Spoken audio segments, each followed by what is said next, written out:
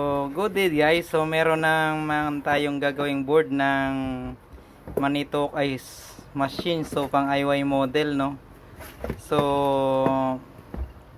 kararating lang nito, pick up ko pa lang sa LBC branch. So, buksan na natin para makita natin kung anong problema na tong board na to na pinapagawa sa atin. So, ayan na, buksan na natin, no? So, nakita natin dito, putok tong pulse width modulation IC niya, no? Sa switching IC niya. So, kadalasan nangyayari to kapag ganito, kapag nag-fluctuate yung kuryente, tapos kapag yung board ng unit is nasa 3 years and above na. 3 to 4 years yan. Kadalasan to nangyayari ng sira, ganyan. So, tingnan natin kung ano mga naging problema sa kanya. Okay, kita na pati ano. Konting trivia lang. So, katulad nito, ito na, yari na tong board na to na pinagawa sa atin ng sa Ice Machine, no? Sa pang IY model. So, pag gantong namumutok ng fuse, katulad nito, ito original na fuse niya. Yan, kita sa tester. Walang palo sa needle, di ba? Open na siya. Pag ganyan, sinalpakan nyo. Wag nyo munang sasalpakan ng bagong fuse. Katulad nito, ayan, sinalpa ko na yung bagong fuse. So, bago nyo lagyan ng power o isalpak sa unit, testerin nyo muna tong pin na to. Kita ba yan sa ano? So, tutok mo to, i-focus mo to. Itong pin na to, ito yung line 1, line 2 nyan. Tapos pakita mo doon sa tester. Ayan, pag ganyan na pumapalo, sasabog lang ulit yan. Ito, babalik ta rin ko, pakita mo ulit dito. Itaas mo na lang. Ayan, o. Dapat to, ayan, sa isang side, naka times 1 tayo sa multiplier ng tester. Ayan, kita? Palalaglag na yung probe. Ayan, naka times 1. Kailangan, ayan, pumalo. Dapat pag binaliktad mo, dapat to, parehas walang palo. Kaso pag binaliktad mo ng isa may palo, automatic may sira yan dito. Wag nyong susuplayan ng power. Baka kasi tumagos yung kuryente papuntang system IC, hindi na mare-repair lang. So, sa mga technician na naka-encounter ng ganito, namumutok ng fuse, ayan, pilitan na natin ng fuse.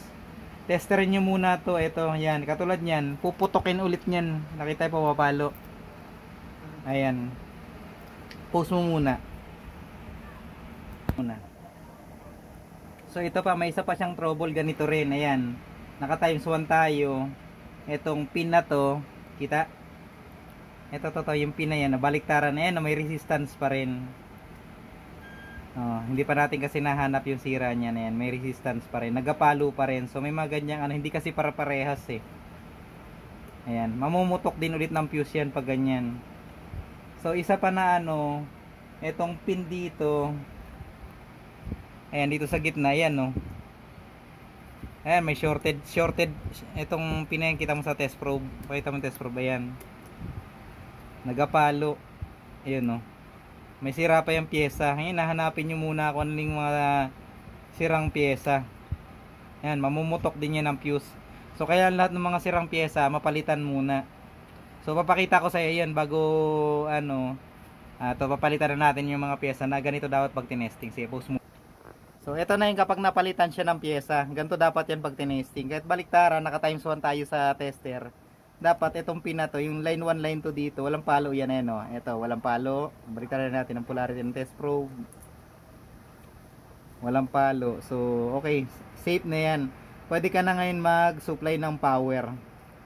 So, itong board na to, okay na to. Napadala na natin to sa sa nagpagawa sa atin. So, yun lang. Tips lang yun para yung board nyo ng ganito, wag kayo mag-jumper ng wire.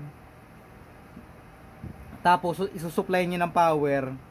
Once na pumutok na kasi itong IC na to, itong IC na yan, tatawid yan dito sa system. Hindi na natin mare-repair tong board na to kapag tumawid sa system ang sira. Hindi naman kasi nakakabili ng pyesa na yan eh. Papalit na kayo ng buong board talaga. Hindi katulad nito na na-isolate nyo. Kapag pumutok ang fuse, huwag nyo nang pilitin pang jumperan ng wire. Yung iba kasi nag-jumper ng wire nito. Ang actual na amperahe pala ng fuse na nakalagay dito is 8 ampere. So, pag ganun namumutok na kuminsan, kung gusto nyong aktualan, pwede nyo siyang salpakan ng 2 ampere lang para matesting lang. Pero kapag biyak na yung IC, so bago nyo ulit supplyan ng kuryente, saksak sa unit, eto, i-tester nyo ulit kung pumapalo o hindi. Kapag nilagyan nyo na to ng jumper, dapat gatulad nyo niya walang palo. Naka times 1 lang tayo, no. So ipapakita ko rin sa inyo, tataasan ko yung setting, talagay ko ng times 1K, times 1000 ohms. Ayan, naka times 1000 ohms yung tester. Ano lang yan, may konti lang palo yan. Okay na rin kasi yung board nito, ayan yan, okay na yan. Ayan, konti lang yung palo dapat niyan, ayan, wala, tapos sa ulo may palo, tapos wala na. Ayan, may konting palo lang. Tapos ito, wala, naka times 1K tayo sa multiplier ng tester. So ito yung okay na board na hindi masisibak yung system na ano kapag sinuplayan mo ng line 1 line 2 tong linya na to. Yan. So okay na tong board na to na pinagawa sa atin. Yun, konting sharing lang, no, sa para hindi kayo mapagastos ng malaki pag mga gantong board na katulad ng namumutok ng fuse. So kailangan ma-address muna kung anong sirang pyesa sa ano sa board. Board test na tayo. So saksak natin to muna ng ano, kahit mga 3 hours nakababad, naka-on. Ay, mali. Ito pala yung plug niya. Washing yun na isaksak ko. Yan. 1, 2, 3. Boom. So, yan. On na siya. Observation lang. Babad natin bago ng ano, ilang oras bago natin i-release. Yan yung board. Born test na lang. Ito na yung ating ginawang board ng ice machine, no. So double check natin yung mga voltahe kung present na. 3.3 volts. Yung ayan, yung clock signal na ano, frequency, ayan, fluctuating. Meron na 3.2. Yung 12 volts niya, ayan, yung 12 volts niya. Yung 5 volts 3.3, ayan yung 5 volts niya, 5 volts. So yung 1.8 volts niya, ayun, 3.3 sa system niya to. 5 volts, pasok din yan sa system.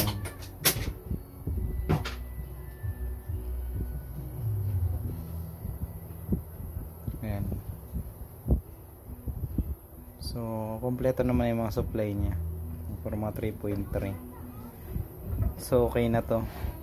So sa mga pagpapagawa po ng board ng ganito pang IY model, so yan yung front board niya. So malalaman natin na kapag okay siya is yung blinking yung indicator light na yun. So yun lang yung ano ko nito, kasi di ko natitest sa main board. Kapag nag-test ka nito, pag parati ka nang gumagawa, ito lang yung tinitingnan ko dyan. Pag nag-blink yung ano yan, okay na yung unit na to. So yan, unplug ko muna. So yan, sinaksak ko na yan, ilaw siya. Tapos umilaw yun, tapos blinking. Okay yan. Yan, okay na yan. So papadala ko na ulit to dun sa may-ari. Ayan.